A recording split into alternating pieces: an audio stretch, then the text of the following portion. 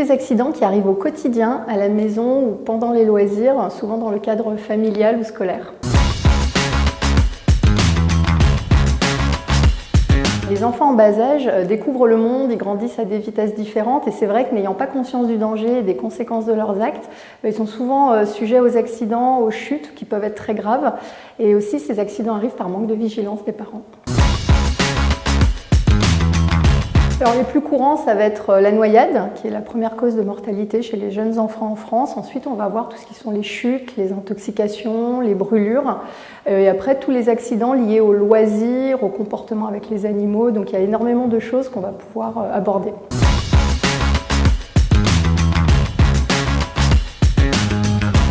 Alors oui, la cuisine est vraiment la pièce de tous les dangers, à la fois parce qu'il y a des risques de coupures, de blessures, il y a des appareils électriques. Donc effectivement, la cuisine, c'est vraiment une pièce importante. Et ensuite, ça va être la salle de bain, là où on va baigner l'enfant et aussi le changer.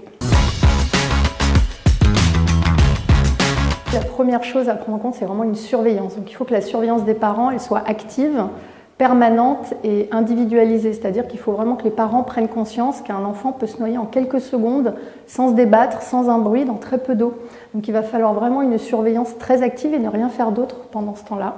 Ensuite, on va penser à tous les matériels de protection, c'est-à-dire de flottaison comme les brassards, les bouées, les gilets, qui vont être adaptés à l'âge de l'enfant et à sa capacité bien sûr à nager. Et qui dit nager dit qu'on va essayer très très tôt de faire en sorte que les petits appréhendent l'eau, prennent les bons réflexes pour éviter effectivement de se noyer. Et on va éduquer l'enfant à éviter tout ce qui sont les jeux dangereux, comme les jeux d'apnée, le fait de se mettre sous l'eau, de courir autour de la piscine, ce genre de choses qui pourraient provoquer effectivement des accidents. Donc ça, c'est pour tout ce qui va être un petit peu piscine, bien sûr. On va penser aussi aux dispositifs de sécurité des piscines. Maintenant, l'autre lieu qui est important au niveau de la noyade, c'est le bain. C'est le bain au quotidien. Donc là encore, surveillance en permanence et surtout une vraie vigilance quand on a 2-3 enfants en même temps dans le bain, surtout quand il y a les plus grands, parce qu'avec des jeux, ils peuvent effectivement là aussi avoir des comportements à risque. Donc prendre le réflexe d'être là et de bien vider l'eau à la fin du bain, parce que l'enfant souvent revient derrière et il peut tomber parce qu'il va récupérer un petit jouet et donc sa tête étant plus grosse que le reste de son corps, il va basculer.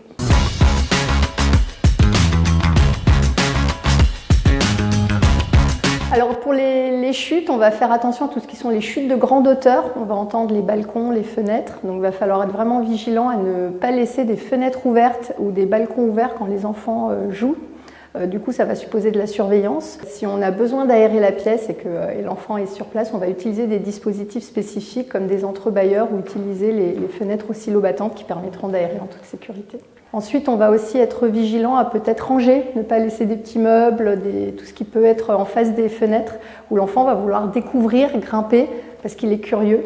Donc encore une fois, c'est tout le rôle des parents d'éduquer l'enfant, de lui dire de ne pas faire les choses et de lui expliquer que c'est dangereux et qu'il y a de la hauteur et qu'il ne faut pas se pencher. Alors un autre lieu de chute, ça va être la table allongée, donc au quotidien, le soir, quand on change bébé. Donc là, ce qui va être vraiment important, c'est de rester en permanence sur place, de préparer toutes les petites affaires nécessaires à l'enfant et surtout toujours de le maintenir, de rester présent et de ne pas le laisser seul, sans surveillance.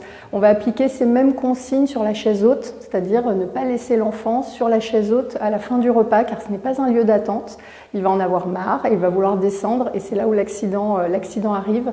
Donc là encore, surveillance, préparer tout d'avance et c'est vraiment de l'organisation des parents. Un autre lieu de chute pour les jeunes enfants, ça va être les escaliers. Donc effectivement, il va être important de les sécuriser avec des barrières en haut et en bas.